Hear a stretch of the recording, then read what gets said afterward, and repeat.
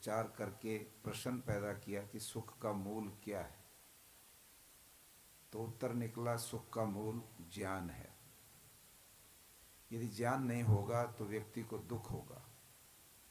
हमें किसी रास्ते के बारे में जानकारी नहीं है और हम उस रास्ते पर चल पड़ते हैं तो आगे हो सकता है कि हमें कोई न कोई कठिनाई आए तो दुख होगा।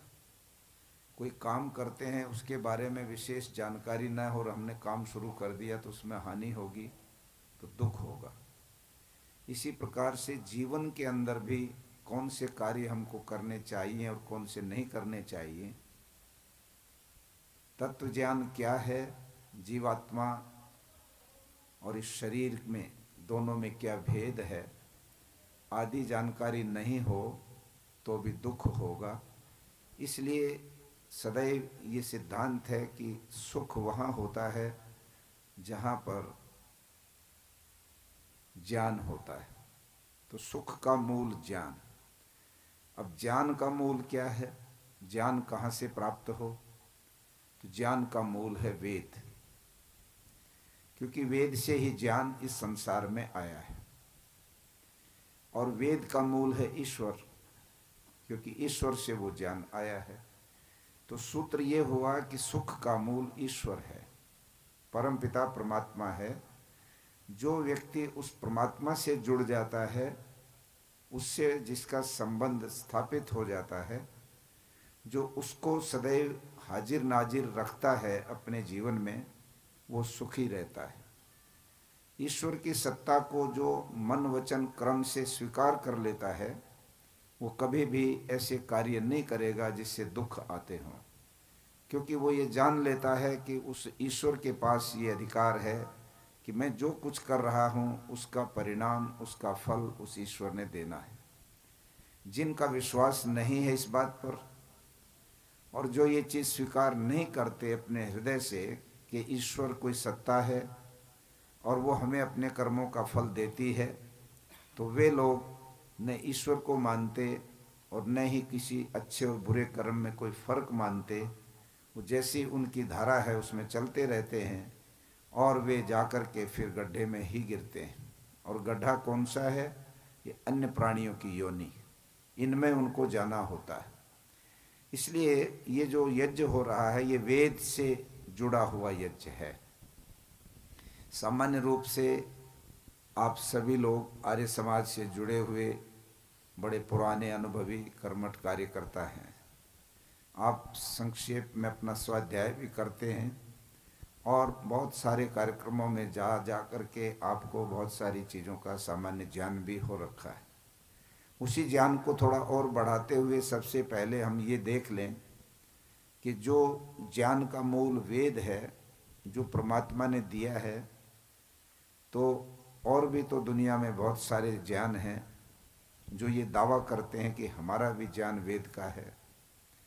कुरान जो पढ़ते हैं मुसलमान, वे भी ये दावा करते हैं कि ये भी खुदा का दिया हुआ ज्ञान है, ये किसी व्यक्ति का नहीं है।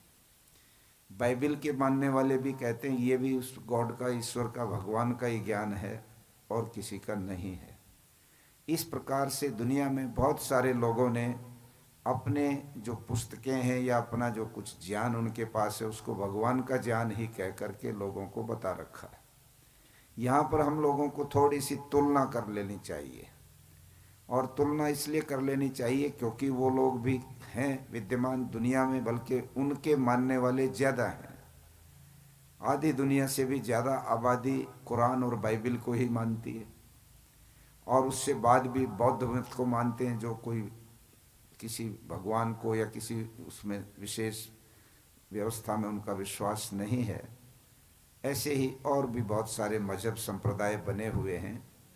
तो वहाँ पर वेद को प्रामाणिक करने के लिए ये आवश्यक है कि हम ये समझ लें, ये तर्क अपने पास जोड़ के रखें कि वेद ईश्वरीय ज्ञान क्यों है।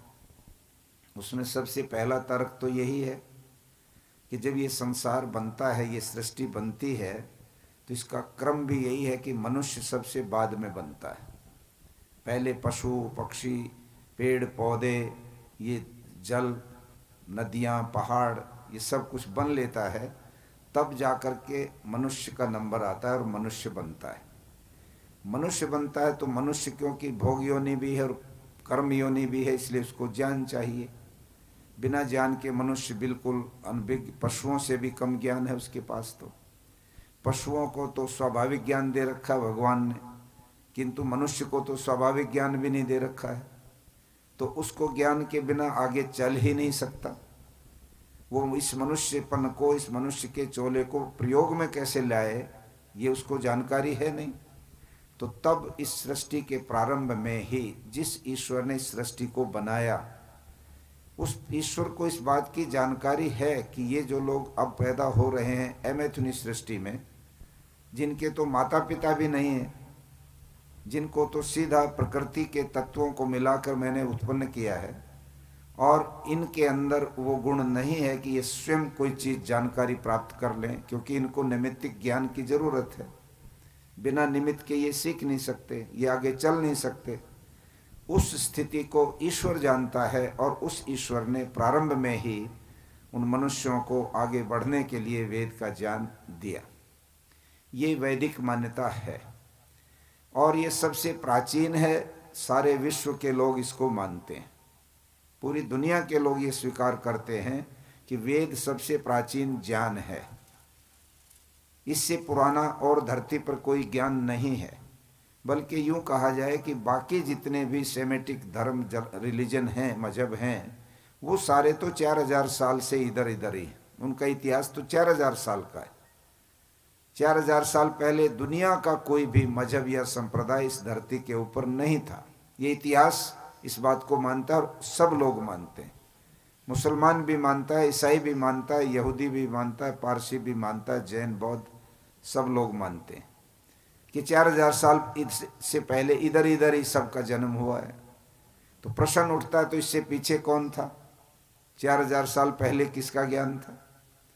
वो निकाल के लाओ इतिहास में, तो वहाँ पर पता स्पष्ट लगता है कि 4000 साल पहले वेद का ही ज्ञान इस पृथ्वी के ऊपर, पूरी पृथ्वी के ऊपर व्यापक था, जो महाभारत के पर्यंत आया।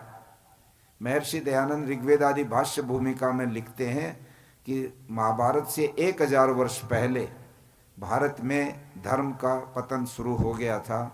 वैदिक मान्यताएं लोप होने लगी थी, लोग प्रमादी आलसी हो गए थे, परस्पर आपस में लड़ने लगे थे, और अनेक प्रकार के आडंबरों में उलझने लगे थे। भाई और भाई के आपस में द्वेष और झगड़े प्रारंभ हो गए थे। इस तरह से गिरते गिरते गिरते गिरते 1000 वर्ष बाद जाकर महाभारत हुआ। और वो महाभारत कितना निम्न स्तर पर हुआ कि यदि घर में संस्कारों का काम आए तो रामायण दिखाई जाती, महाभारत नहीं। महाभारत तो झगड़े करना सिखाती है, और रामायण जो है वो कुछ ना कुछ उपदेश की बात लेके आती है। तो उस महाभारत के बाद 1000 वर्ष तक और अधिक पतन हुआ। कहते हैं वो समय ऐसा आ गया था जैसे ये इस समय दिखाई दे रहा है। सूर्य नहीं है, परंतु सूर्य बादल के पीछे है, और उसका प्रकाश हमको दिख रहा है।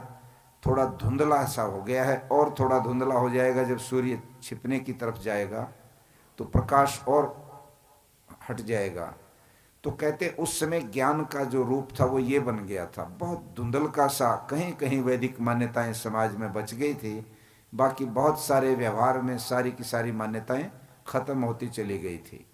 तो इस तरह से वेद सृष्टि के अंदर सबसे प्रथम रूप से पहले नंबर पर आने के कारण ईश्वरीय ज्ञान कहा जा सकता है। दूसरा तर्क इसमें यह है कि ईश्वरीय ज्ञान बदलता नहीं है, क्योंकि ईश्वर बदलता नहीं है। ईश्वर अपरिवर्तनशील है। उसमें यह गुण है कि वो कभी भी ईश्वर का रूप बदलता नहीं, वो एक रस रहता है, वो निराकार है, वो सर्वशक्तिमान, सर्वअंतर्यामी, सर्वव्यापक आदि 21 विशेषण और गुण लगा के महर्षि दयानंद ने आर्य समाज के दूसरे नियम में वर्णन किया है ईश्वर के बारे में। वो वैसा है, वैसा ही रहता है, उसमें कोई परिवर्तन नहीं आता। तो जब ईश्वर में परिवर्तन नहीं आता तो ईश्वर के ज्ञान में परिवर्तन कैसे आ जाएगा? जो ज्ञान ईश्वर ने सृष्टि के प्रारंभ में दे दिया वही ज्ञान चला आ रहा है और चलेगा जब तक ये सृष्टि है। उसमें परमात्मा बीच में कोई ब्रेक लगा के नया ज्ञान नहीं देते हैं।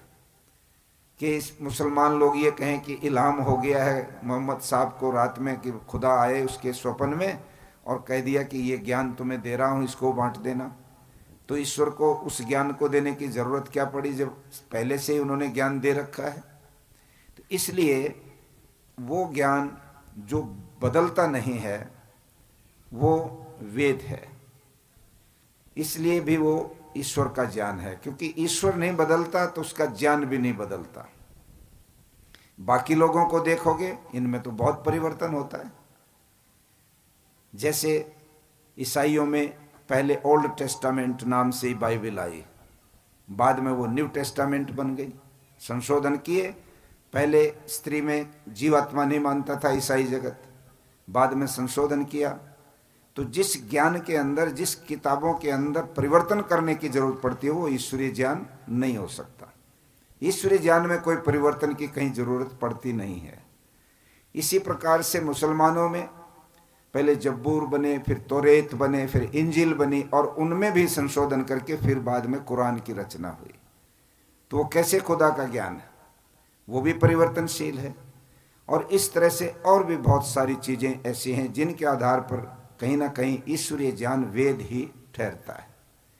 तीसरा तर्क यह है कि जो ज्ञान सृष्टि नियम के विपरीत हो वो ईश्वरीय ज्ञान नहीं हो सकता। अर्थात परमात्मा की जो थ्योरी है वो है वेद, और परमात्मा का जो व्यवहारिक ज्ञान है वो संसार है। दुनिया जैसे बनाई हुई है ये सारा का सारा ज्ञान वेद में है। तो जिसकी थ्योरी है और वही प्रैक्टिकल में हो, उसकी रचना में हो, दोनों का जहाँ मेल होता है, इसका मतलब वो ईश्वरीय ज्ञान है, उसमें कहीं फर्क नहीं है। बाकी चीज़ों में आप देखो, ईसाई जगत में माना जाता है, बड़ी प्रसिद्ध मान्यता है जिसमें पूरा ईसाई जगत प्रश्नवाचक चिन्ह के घेरे में आ जाता है कि मरियम के पेट से ईसा का जन्म हुआ और मरियम कुंवारी थी और किसी पुरुष से उसका कोई संपर्क नहीं हुआ था। ये जादू एक तरह से हुआ कि ईसा ने जन्म लिया एक कुंवारी के पेट से। दूसरा, ईसाई लोगों में ये मान्यता है कि ईसा मसीह मुर्दे को जिंदा कर सकते हैं, ये बाइबल में लिखा है। तीसरा, वो लिखते हैं कि अंधे की आंखों को नई आंखें बना देता है ईसा।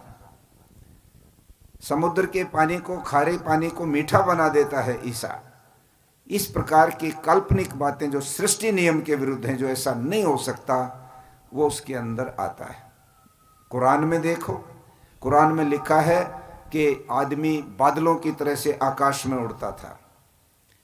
स्वर्ग के अंदर, बहिश्त के अंदर शहद और दूध की नदियां बहती हैं, और इस प्रकार की और बहुत सारी गपोड़े गप बातें उसमें मानी गई हैं। हमारे अपने पुराणों को देख लो, पुराणों के अंदर बहुत सारे गप मार। अगस्त्य मुनि के बारे में माना जाता है वो समुद्र पी गए। एक और राक्षस थे, उन्होंने पूरी पृथ्वी को चटाई की तरह से लपेट के और सिरहाने लगा करके सो गए। हनुमान जी ने सूर्य अपने मुंह में ले लिया। ये सारी बातें हम रोज सुनते हैं, ये लिखी हुई हैं। कोई ये ईश्वर का ज्ञान नहीं हो सकता। यहाँ तक भी लिखा हुआ है कि शिव पुराण में, या कौन से पुराण में, कि शिव जी का और उनके बेटे गणेश का परस्पर युद्ध हो गया। और युद्ध कैसे हो गया कि माँ जो थी पार्वती स्नान के लिए जाना चाहती थी, और जो शिवजी महाराज थे वो बाहर गए हुए थे कहीं यात्रा पर, तो घर में कोई था नहीं। और उस युग में घरों में ताले नहीं लगते थे, दरवाजे नहीं लगते थे। तो पार्वती ने कहा, सोचा कि मैं स्नान करने जाऊंगी तो घर की रखवाली कौन करेगा।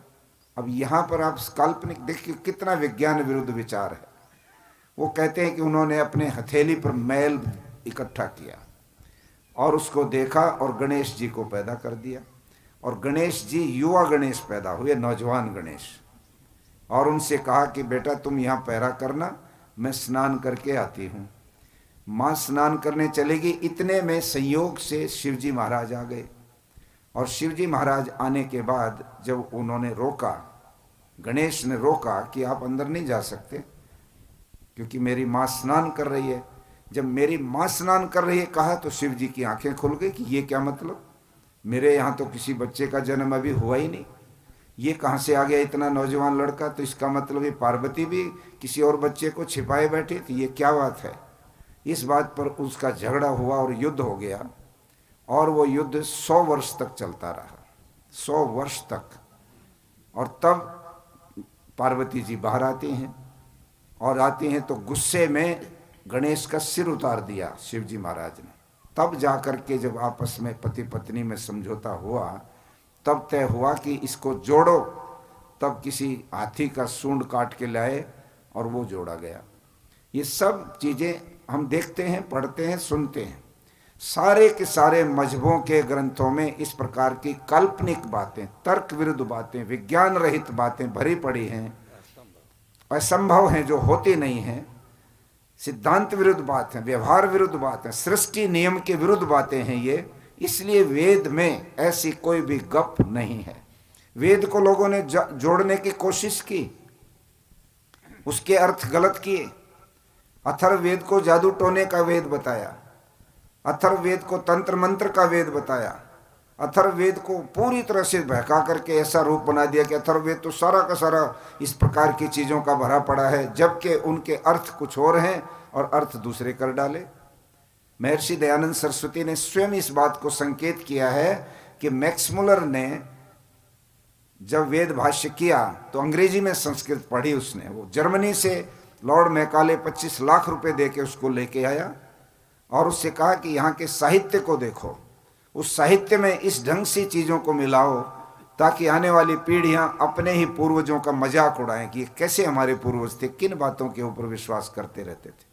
और उन्होंने वेद के मंत्रों के अनेक गलत अर्थ कर डाले और आज भी वो पढ़ाए जाते हैं।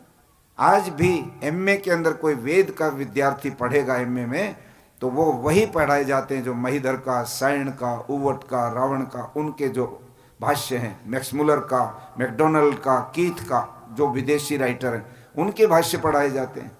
तो उससे निकलता क्या है कि सारे के सारे बच्चों के दिमाग पर यह जाता है कि हमारे पुराने लोग तो यूं ही फिजूल के लोग थे, क्या क्या करते थे वो लोग।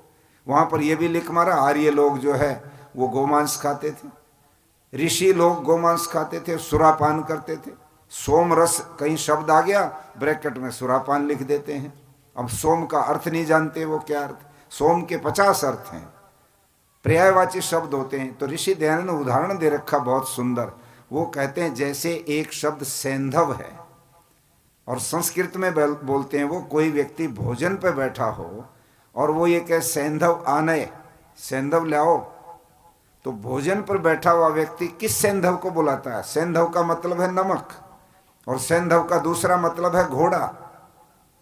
यदि कोई व्यक्ति सैंधव मंगवा रहा है और भोजन पर बैठा है और वो कोई घोड़ा खोल के ले आए, तो आप क्या समझेंगे कि इसने वक्ता के तात्पर्य को नहीं समझा, ये क्या मंगा रहा है, मूर्ख है ये।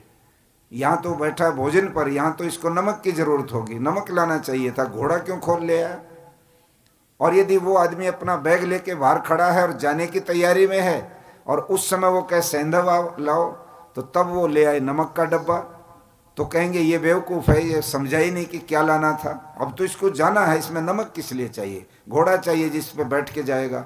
स्वामी दयानंद जी कहते हैं इसी प्रकार से जैसे इन शब्दों का गलत अर्थ गलत जगह किया गया है, वेदों के अंदर भी गौणिक अर्थ जो हैं वो छोड़कर रूढ़ अर्थ डाल दिए और उन सब लोगों ने इनके अर्थों को बिगाड़ डाला। ये बहुत बड़ा एक तरह से अपराध हुआ बीच के काल में, और उसी का परिणाम निकला कि यज्ञों में दुनिया भर के फिर बलि देने लगी, नरमेध यज्ञ। अब नरमेध यज्ञ जो है वो मानव निर्माण का यज्ञ हुआ करता था, उसकी अलग विधि होती थी। उसमें कह दिया नरमेध का मतलब है मनुष्य को काटो और उसको इसमें डालो। गोमेध यज्ञ, गो का अर्थ बुद्धि भी है, गो का अर्थ सूर्य की किरणें भी हैं, गो के बहुत सारे अर्थ हैं। कौन सा यज्ञ किस समय करना है उसको छोड़ के गाय काट करके इसमें डालना शुरू कर दिया। अश्वमेध यज्ञ, अश्वमेध यज्ञ तो बुद्धि के लिए होता है, पूरे विश्व में मेरी शक्ति फैल जाए इस भावना से किया जाता है, उसकी जगह घोड़े काट के डालना शुरू कर दिया। तो बीच के काल में यज्ञों में बलि की परंपरा भी इन्हीं की बातों से। और आजकल जो गोला डाला जाता है, ये घोड़े का कोई विधान महर्षि दयानंद ने न संस्कार विधि में न सामग्री में कहीं नहीं आता, किंतु घोड़ा काट कर उसका भी वो काटते हैं ऊपर से सिरा और उसको बांधते हैं, ये बलि का एक प्रतीक है।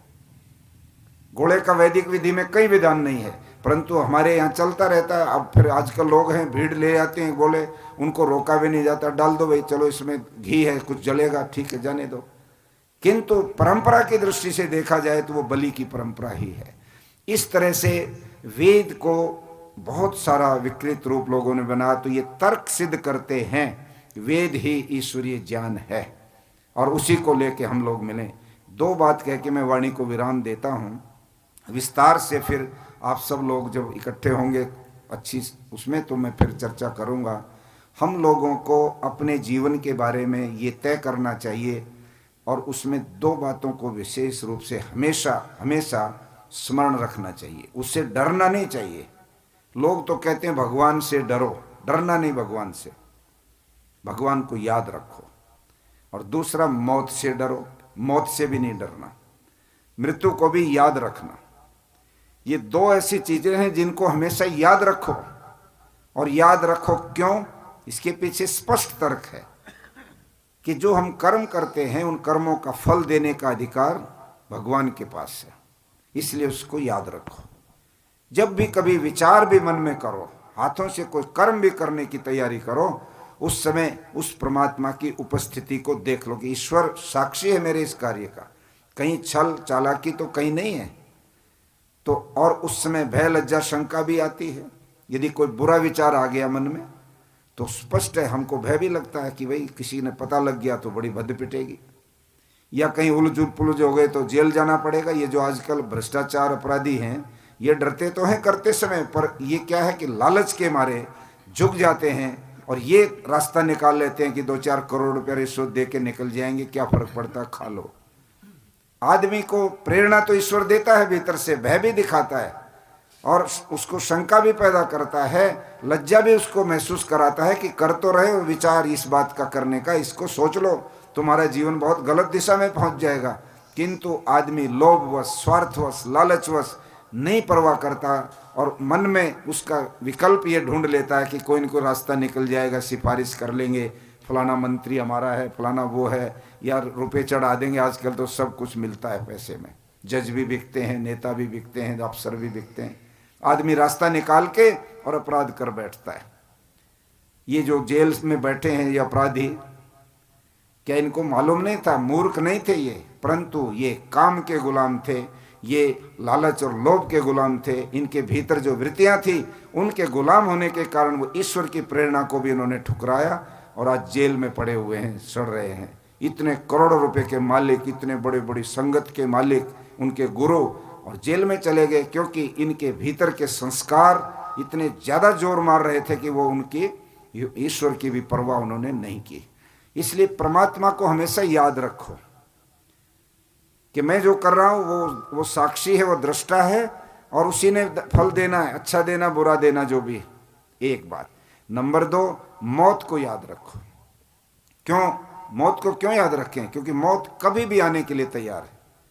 हमें कुछ नहीं पता कि हमारा कितना समय जीवन का बाकी। चलते चलते एक्सीडेंट हो जाता है, खान पान में कहीं ना कहीं विकृति आ जाती है। बहुत सारे लोग कोई धोखे से मार देते हैं, जहर मिला के मार देते हैं, पता नहीं। जवान मरते हैं, बच्चे मरते हैं, बूढ़े मरते हैं, रोज हो रहा है।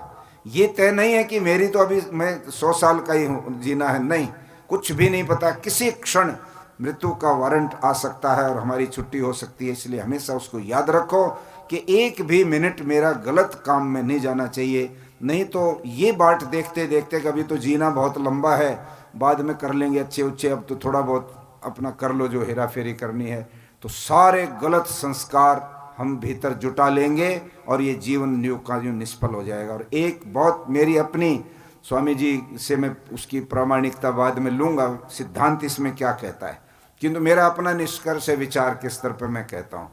देखो, इस पृथ्वी पर जहाँ हम रहते हैं लगभग 700-750 करोड़ लोग हैं और बाकी गिनती नहीं हो सकती। 84 लाख योनि किसी ने गिनी नहीं है आज तक। बोलते हैं ठीक है 84 लाख भी मान लेंगे, किंतु क्या पता उससे भी ज़्यादा हो, क्योंकि कितनी विभिन्नताएं हैं जीवों में। आप देख सकते हो कीड़े कितने प्रकार के। अभी मुझसे एक व्यक्ति ने सवाल पूछा अमृतसर में कि स्वामी जी मैं ये एक सवाल पूछ रहा हूँ, और बहुत संपन्न आदमी है, जनक दुग्गल, अपने घर ले गए, भोजन भी कराया, और हमारा सम्मान भी किया। उसकी शॉल की दुकान है, शॉल भी दिया। मैंने कहा गर्मी आ गई, क्या करेंगे। तो वो कहने लगा, स्वामी जी एक सवाल है कि शरीर के भीतर बहुत कीटाणु हैं, क्या उनमें भी आत्मा है? तो मैंने कहा हाँ, आत्मा तो उनमें है, क्योंकि इस शरीर का जो मुख्य आत्मा है वो तो एक ही है जो इसको चला रहा है, जिसको मैं कहता हूं, मैं बोल रहा हूं, ये एक आत्मा। किंतु इसमें जिनके अलग अलग शरीर हैं, जैसे किसी पानी में या जमीन में जहां भी विभिन्न कीड़े रहते हैं, वो अलग अलग शरीर में उनकी आत्मा रहती है। ऐसे भीतर भी आकाश है, हमारे भीतर पानी भी है, सब कुछ है। उनमें जो कीड़े हैं उनके शरीर अलग हैं, उनमें आत्मा भी अलग है, और वो भी आत्माएं उनमें भी उतनी हैं।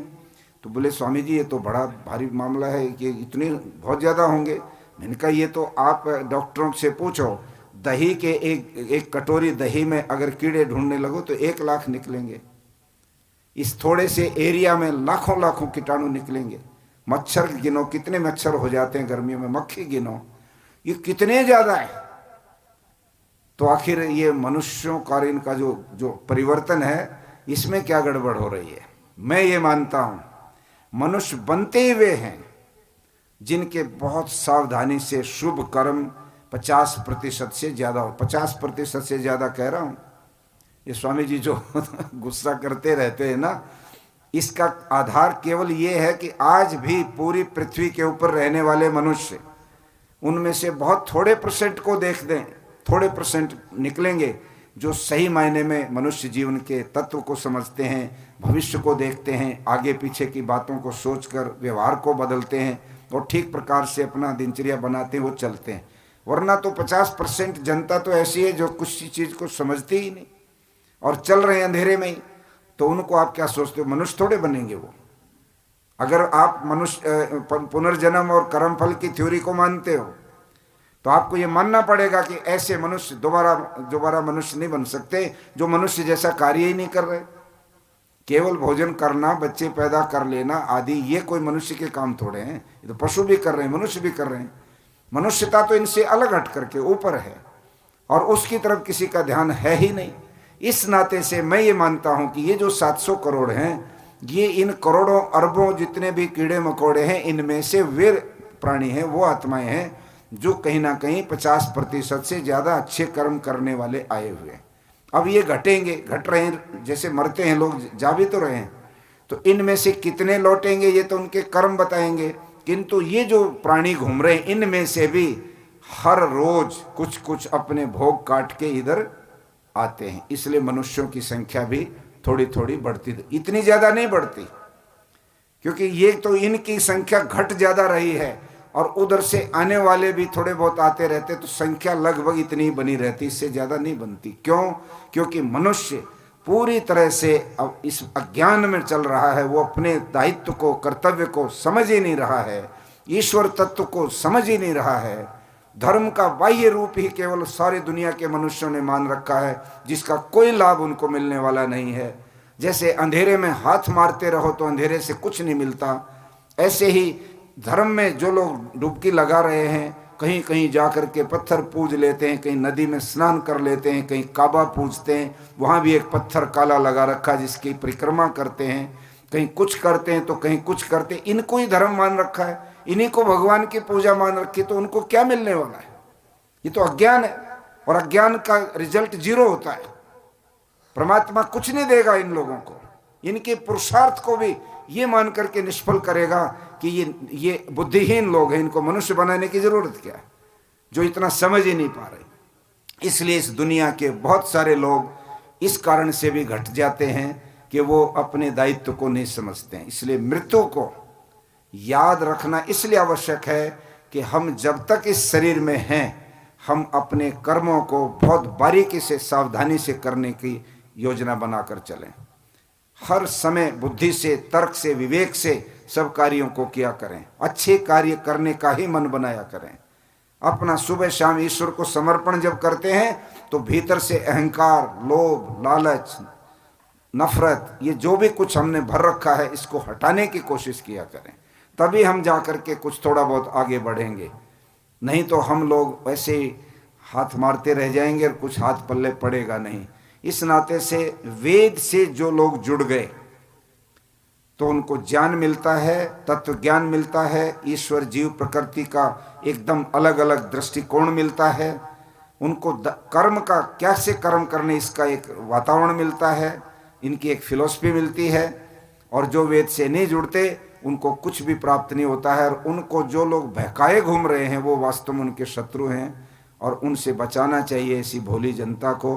तो हमारा ये जो वेदों का जो यज्ञ है ये वास्तव में वेदों की सुरक्षा के लिए आवश्यक है। और वर्तमान में तो भाई ये कोरोना जब चल रहा है इसको रोकना जरूरी है, तो हम तो अपने गांव और आसपास के गांव को तो रोकें। और ये चारों वेदों का यज्ञ है, इतना बड़ा यज्ञ कुंड है, इसमें उसी ढंग से पदार्थ पड़ने चाहिए, उसी ढंग से जो है इसमें औषधियाँ पड़नी चाहिए, ताकि पूरे वायुमंडल के अंदर जो भी कीटाणु दाएं बाएं से कहीं इधर आए प्रभावित करे वो पहले ही समाप्त हो जाए। और इसकी व्यवस्था कर ही रहे हैं, धीरे धीरे इसको और बढ़ा लेंगे। अगले 15 मार्च तक हम कोशिश करेंगे कि ये कोरोना का वायरस अपने यहाँ दूर दूर तक भी देखने को न मिले, क्योंकि हम यज्ञ कर रहे हैं, निरंतर होगा ये सुबह शाम। और सुबह बता दिया इन्होंने कि कम से कम 100-200 गज तक बहुत अधिक प्रभाव रहता है यज्ञ की, इस सारे इस सुगंधी का। और ये जो तत्व जा रहे हैं सूक्ष्म बनकर, इसमें कोई वायरस नहीं घुस सकता। और ये थोड़ा सा बढ़ेगा दायरा इसका तो गांव तक जाएगा, आसपास के गांव तक भी जाएगा, वहां थोड़ा सा कम होके जाएगा, इसलिए इसको थोड़ा और बढ़ा देंगे तो और बढ़ जाएगा दायरा। तो इस यज्ञ के माध्यम से दुनिया की तमाम सारी इस तरह की अव्यवस्थाओं को भी चैलेंज किया जा सकता है, और वो हम यहाँ से कर रहे हैं। आप सब लोग बहुत ही सौभाग्यशाली हैं कि चतुर्वेद पारायण यज्ञ, चारों वेदों की ऋचाओं का गायन, वेदों के बारे में तो बहुत कुछ आगे बताएंगे, इसकी शाखाएं। एक ये भी विचार आता है कि 3 ही वेद थे, वेद त्रयी एक शब्द आता है, वेद त्रयी। तो बहुत लोगों ने इस पर हमला बोला कि वेद तो 3 है, ये अथर्ववेद तो बाद में जोड़ा है, इसकी क्या जरूरत पड़ गई। किंतु वेद त्रयी का अर्थ हमारे वैदिक विद्वानों ने बहुत स्पष्ट करके बता दिया कि वेद त्रयी का मतलब यह है कि वेदों के अंदर जो ऋचाएं और वेद के मंत्र हैं वो 3 प्रकार से बोले जाते हैं। एक पद्य है, ऋग्वेद में पद्य है, सामवेद में गायन है, उसमें गायन विद्या है, और यजुर्वेद में गद्य है। किंतु अथर्ववेद में एक स्पेशल कोई भी, ना पद्य न गद्य न गायन, उसमें सारे के सारे वो छंदोबद्ध वेद माना जाता है। उसके अंदर सब चीजें, उसमें इस तरह का विवरण नहीं है जैसा इन तीनों वेदों में, इसलिए उसका वेद त्रयी में नहीं आया, क्योंकि उसका विषय इन सारों को मिला करके है, और वो है ज्ञान विज्ञान। गुण और ज्ञान, चीज का, वस्तु का गुण, ये ऋग्वेद में था, गुण और उसके बारे में जानकारी। और गुण और जानकारी को व्यवहार में लाने की तरीका यजुर्वेद में, और फिर उस ज्ञान के आधार पर आनंद लेने का तरीका वो सामवेद में, जिसको हम उपासना का वेद कहते हैं। और इससे भी आगे बढ़कर उस ज्ञान और गुण को आनंद के साथ अनुभव करते हुए और उसको विज्ञान में बदलकर पूरे संसार को बता दो कि वेद में यह है, वो अथर्ववेद हमको देता है। अथर्ववेद में अभी मैंने अमृतसर में अथर्ववेदीय यज्ञ था, तो मैं बराबर ही इन वेद पाठियों के साथ पढ़ता रहा।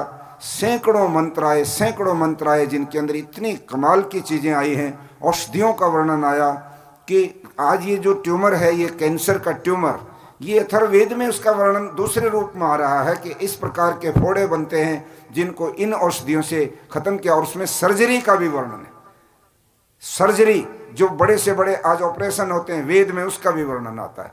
तो रोग कैसे मिटे, इसका सारा विधान लंबा चौड़ा वेद के अंदर भरा पड़ा। राष्ट्र कैसे चले, गृहस्थ कैसे चले, शिक्षा नीति कैसे हो, आश्रम और वर्ण व्यवस्था कैसे, सारा अथर्ववेद विविध चीज़ों से भरा पड़ा है। और उसमें इतने व्यवहारिक और प्रभावशाली उसके अंदर आए, महिलाओं की क्या स्थिति, उसके बारे में बहुत विस्तार से लिखा। तो मैं कहता हूँ कि वेद में भगवान ने कोई चीज़ छोड़ी नहीं कि जो मनुष्य के लिए उपयोगी हो और वो उसमें न आई हो। इस नाते से ऐसे वेद का यज्ञ है, आप सब लोग इसमें निरंतर अपनी भागीदारी कर रहे हैं। आज मुझे बहुत खुशी